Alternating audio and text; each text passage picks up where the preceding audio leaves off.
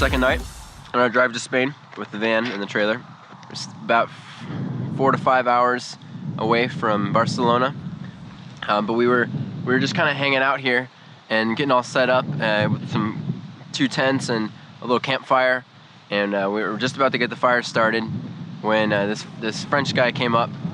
He told us that there was like a fire hazard warning right now, so we can't do any fire. So I told him, well, we're just trying to cook our sausages, and then he just offered to take us to his house, and so we got to go to his house, hang out a little bit. We showed him a couple of videos from No Longer Music.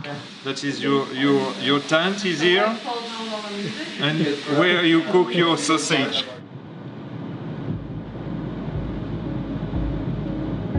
We're going to Spain soon, we're going to Portugal soon, and just hearing that it's known as the missionary graveyard is just so exciting because, we're going there, and we don't expect to find gravestones, we don't expect it to be dead, we expect to actually do something there. What I'm expecting for Spain and Portugal is that God is gonna move powerfully. He has done this like last year, and we have all that shows in Spain, and first of all, people they were really kind of afraid of what we're doing and if that was really effective or not, and afterwards people just saw the results and the fruits afterward. We want to see bigger things than last year. We want to see people coming to Jesus no matter what cost. I think right now it may seem kind of discouraging. We wanted 12 shows. There's a maximum maybe of 8, and that's not really a surprise because last year was like that too. But I think that God is really gonna rock Spain this year, and there's gonna be so many surprises. I love Spain. Spain was probably my favorite country that we toured on last year. I know that place is dead, and they need a light. They need Jesus there, and so I know that God is gonna move, and I'm so excited about what is happening in the church there and all the connections that we have there.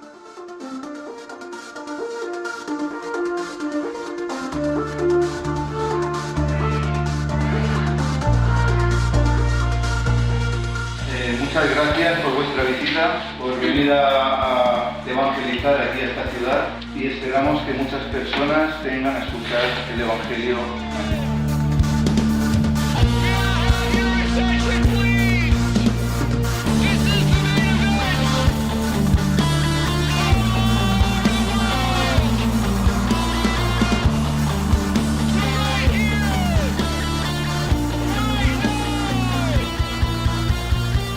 My name is Willem van der Pol. I'm the coordinator of the No Longer Music Band in Spain, and so basically responsible for organizing all the concerts.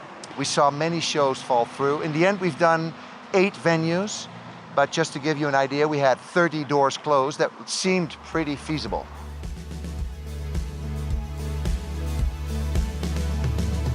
Following Jesus is not always easy. Perseverance is a required test, no matter what. This was our 3rd time touring here in Spain. Every time we've been, it's a battle. Our early shows yielded small crowds and even less tangible fruit. We felt the struggle to keep going and just how easy it would be to turn back. Even when facing trials of many kinds, perseverance was producing a better work in us.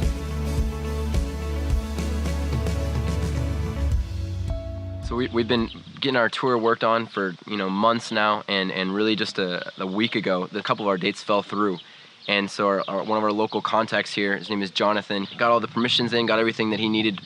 We showed up the day of the concert, and we hear that our permission's actually been denied.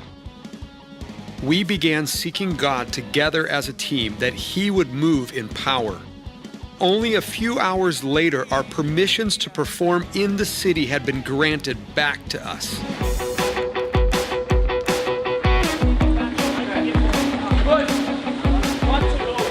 It's challenging, as you can see. We're trying to figure out how the heck to get in here.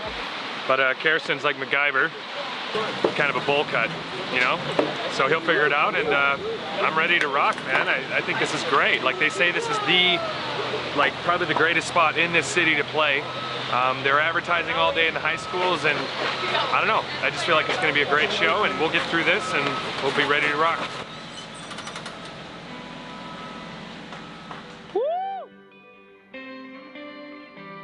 All our obstacles had been overcome. We were convinced this would be a great night, but humanly speaking, it simply wasn't. Only a handful of people came to the show, and the response to the message at the end was minimal. It was a low point for our time in Spain and for the whole tour. For us, it really is all about the message. Coming all this way only for a few to hear was not what we had envisioned. I've definitely been in a lot of circumstances where there haven't been visible signs of fruit, and a lot like on this tour so far. But you really have to stand on the promise that God's word does not return void. You know, our time in Spain and Portugal was really hard, if I'm honest. I mean, the fruit was not overly visible, the crowds were small, you know, but I've been in these circumstances over and over on tour, and what I've learned is that you really at the core have to ask, who am I doing this for? You know, is this enough to just do it for God? Am I gonna give it everything when things look bad and just leave the results in His hands?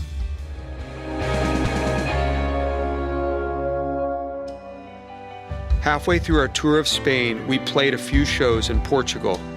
We all hoped that a change in scenery would bring different results, but the hard times seemed to follow us. My expectation? I don't know.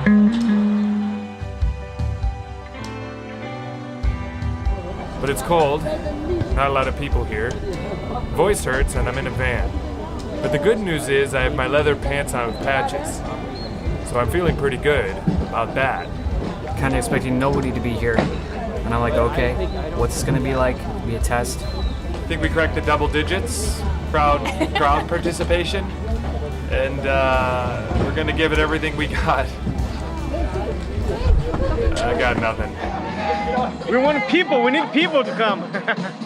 Yeah, we expect the power of God to come.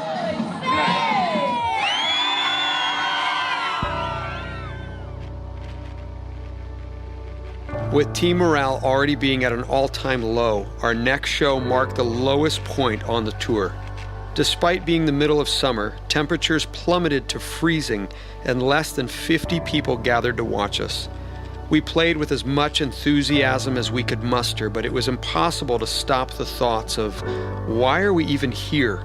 Maybe God just hasn't called us to play a role in this part of the world.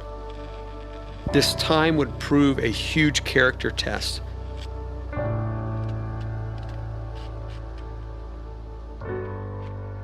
Let's not let all this, let's pass the test of having a great stage and a great PA. And I think we've got a pretty amazing group of people here, but it can't be about the people. It can't be about us, or great songs, or great performances. But we gotta pass this test. And it's not just about saying it with our words, we need to really, and this is when it counts now, in these kinds of situations. How are we gonna behave? Where's my attitude? Will I be able to be someone God can trust? Or will I get seduced by the whole thing? So, we've got some big stages coming this year, and I don't want to be doing it I don't want to do it for the people or for any of that. I want to really be doing it for Jesus. We've often encountered critical times on tour where things aren't easy and we have to decide how to react and to consider what really drives us. It's in these moments we are forced back to the basics. We simply began to seek God. We cried out and said, God, you know why we are here. We can't control the crowds, the weather, the response, but what we have, we give to you. God, if you want to use us to make a difference in this part of the world, we are willing, but we can't do it without you. It wasn't long after this, God revealed His glory and reminded us just how spectacular He is. He provided the best location in Sevilla, right beside a gorgeous river. 1,500 people heard the gospel. It was so much more, though, than the numbers. The atmosphere felt supercharged with God's joy and peace. It was a critical turnaround, not only for Spain, but for the whole tour. Is there anyone here that wants to know if there's any purpose to life besides getting old and dying? You can know this God that I'm talking about. Puedes conocer a este Dios del cual hablo. If you are here and you want to know God like I'm talking about, say that to him now. Jesus, thank you that you love me. Thank you that you died for me. And with your help, I want to follow you for the rest of my life.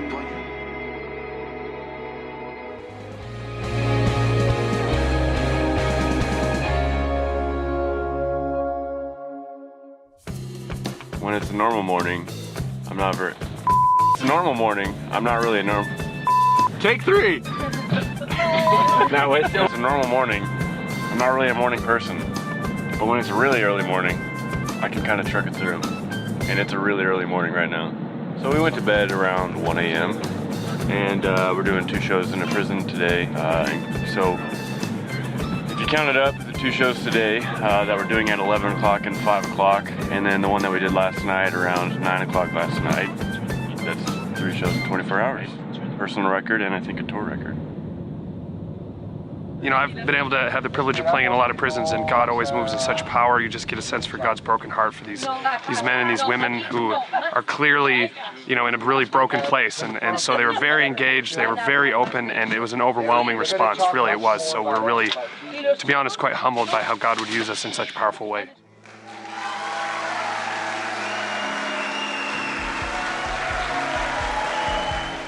If Jesus came to Madrid, the first place he would go is here. He would be here. Jesus made it possible for everyone to come into his presence. If you want this Jesus, I want you to stand up with me now, and I want to pray that Jesus will come into your life. Soy Ana María, soy coordinadora de la Iglesia Evangélica aquí en Extremera, en la prisión de Extremera. ¿Qué te pareció el show? ¡Un alucine! It was awesome. ¿Qué crees que ha hecho Dios hoy en el corazón de los prisioneros? Les ha llamado la atención a tener una relación con Dios, a cambiar de vida, que puedan identificarse con el espectáculo y puedan entender lo que Jesús hizo por ellos. You know, in that first show, I don't know if I've ever felt God's love for people that strongly, and you know, we're exhausted, but it's so worth it. Like it's one of those tiredness where you're tired, but you're like so content and so full of joy because what God has done today has just been so openly powerful. Our time in Spain was exhausting, but God provided grace and mercy in our time of need. Even in a country as seemingly close to Jesus as Spain, we experienced the power of God on display. I can't think of one place where the gospel cannot change lives. You know, sometimes in ministry, you don't always see right away what God is doing, and this is the case on tour as well. And you just have to give that up to God and just persevere anyway. But every once in a while, you get to have that gift of seeing that, you know, what didn't appear to be fruitful at the time really was. And that was the case in Priego de Cordoba, where we thought nothing had happened. And we come back the next year, and 7 people have given their lives to Jesus, and a new church has been planted in that city. Or our time in Portugal, where we thought, are we even supposed to be here? I mean, what is the point? There was so little visible fruit. And yet we find the next year we go back, and God gives us probably one of the most vivid examples of life transformation I've ever seen. Yeah, I really like the message because in Belgium we learn at school that God is not real, but you're very real about God. So it's just amazing. When I prayed with you 2 guys, I felt complete. I think it's the first time in my life I felt really complete. That's cool. That's cool. So what do you think is going to change in your life? I'm going to believe in God. I'm going to find a purpose in life, I think. Because now I don't know what I have to do. Just living life day by day, but I don't like it. Yeah. I just want a purpose to live for. A reason to live your life, you know? Yeah. It's totally by accident I came across this. But it's not. It wasn't an accident. God had you here for a reason. It's destiny. Yeah, exactly.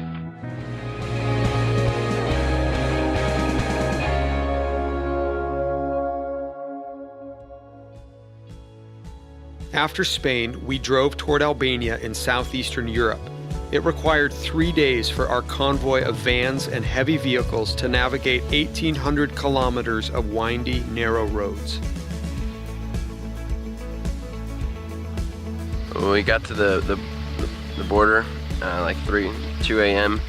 and they were closed on the Albanian side, and we slept here, but it's 7 a.m. and now we're heading in the line so we can make it all the way to Albania and get through this last border.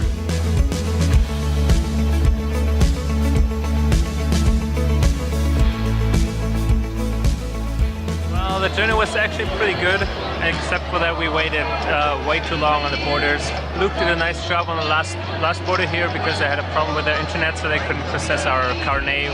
So they let us through in like half an hour. So we actually made it in time for the concert. The main problem now is that we don't have power, so the way it looks now, we won't have a concert tonight. The team felt like we had passed our test on perseverance, realizing that crowds and circumstances were God's to orchestrate. We hoped things would be easier in Albania, but on arrival, we quickly learned that would not be the case. Instead of small crowds as our main issue, we faced technical problems and big rowdy crowds, both of which would test our commitment. When the lights weren't working, I just immediately felt like this is just an attack. Like there's really no reason. And like thinking about how last year when we did all those shows, like we had challenges where like, you know, people were like forming mobs or like situations that felt really fearful for me, and I never had really felt that before, but nothing ever stopped the shows from happening. It was a little frustrating for me yesterday because when I was trying to speak, you know, the kids grabbing me and stuff, my hair and all that, and it's like really hard to preach when you want to just talk about God's love and you know what I mean? And it's not right. I'm just telling you, being honest, it was a struggle.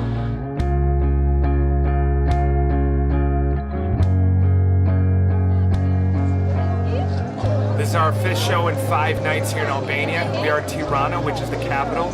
It's so important that we're here. I mean, you can see the mosque in the background.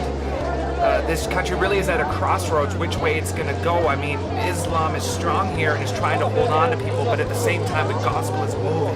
God's working in power through this tour, and we're excited to be a part of it, so we have high expectations for tonight.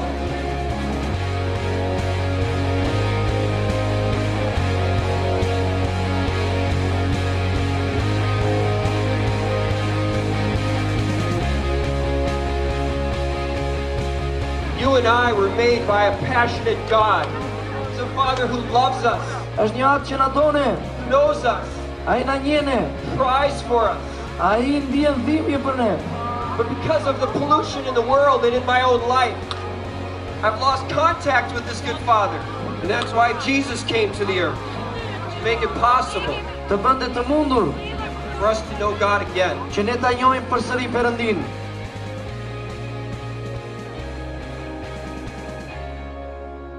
Kam 4-5 muaj që kam filluar rikthimin e Jezu Krishtit ke kisha këtu. Jo, kam vazhduar ta pranoj, domethënë çdo ditë nga pak, e kupton, është diçka e vështirë totalisht, nuk është atë thjesht po dhe po mbaroj, e kupton. Duhet. Po unë do sonte domethënë ndjeva diçka, kjo do ketë domethënë se kam qenë dhe fe tjera ke parasysh diçka ka qenë e ftohtë. Domethënë ka pak kohë që jam kthyer bashkë me shokët e mi dhe kam filluar të ndjej atë. Me të shfaqjen që dhëtë është shumë prekse, domethënë kur paken nga pak, domethënë që unë nuk mundem ta pranoj shpejt, domethënë diçka që s'jam, e ke parasysh. Unë jam musliman, nuk jam se jam bashkë me Jezusin. Shumë e vështirë është, po është diçka që vërtet të ndryshon jetën pastaj. Jetën familje. My name is Walter, and it's the first time for me to see the show. Actually, we're very glad you're here because We need such of these things, you know, in our city, because people think that the ones who believe in God, they should be religious people. I don't think they think God's so religious now. I think the people who heard the message, they think God more personal, more everyday God life. I mean, everyday life God, you know. Every show in Albania was a struggle, but God remained faithful and the impact was undeniable. What a joy, what an honor to share the gospel of love with the beautiful people of Albania.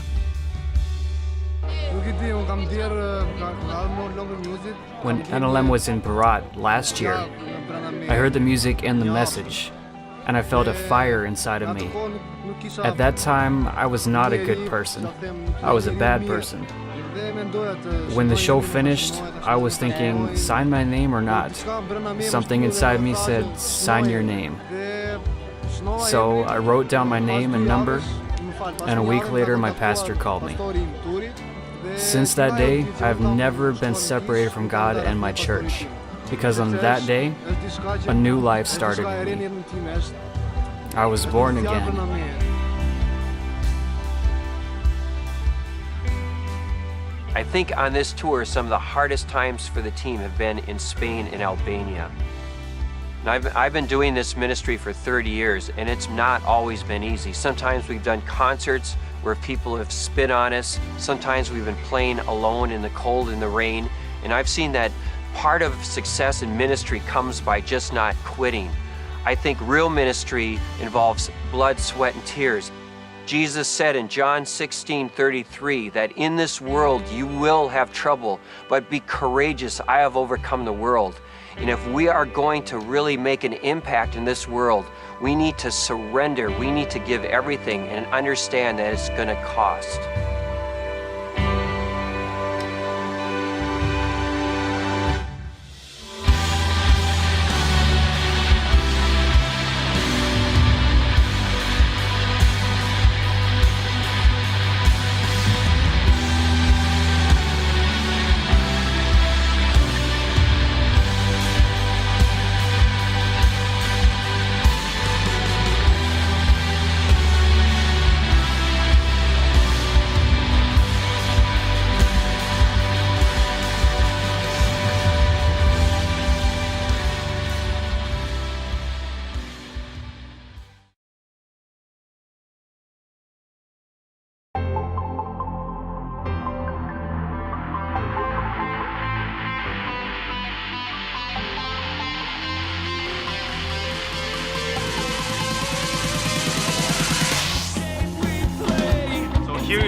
Here we are in Ukraine, 60 km from where people are fighting now.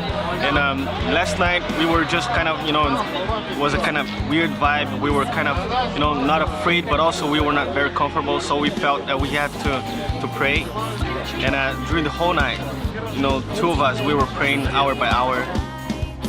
Today it's like peace, everything is good. But tomorrow it can be many people's cars here and bombs and we don't know. I want to know Jesus like that. Don't be ashamed. I want to know Jesus like that.